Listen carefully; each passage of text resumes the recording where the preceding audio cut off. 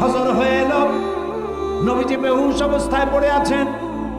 হযরতে জিবরিল আলাইহিস সালাম রাসূলের হুজরার ভিতরে প্রবেশ করে আল্লাহর নবীকে সালাম দিয়েছেন, আসসালামু আলাইকা ইয়া রাসূলুল্লাহ, হে আল্লাহর রাসূল, আল্লাহ পাক আপনাকে সালাম জানিয়েছেন আর জানতে চেয়েছেন আপনি কেমন আছেন।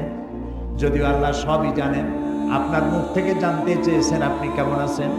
আল্লাহ নবী বলেন, জিবরাইল বড়ই কষ্টে আছি।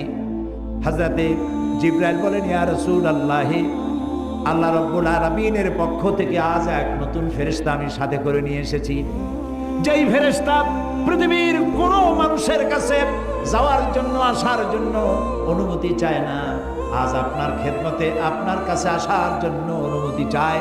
এই যে আমার পেছনে দাঁড়ানো, তার নাম মালাকুল মউত। হযরতে মালাকুল মউত রাসূলকে সালাম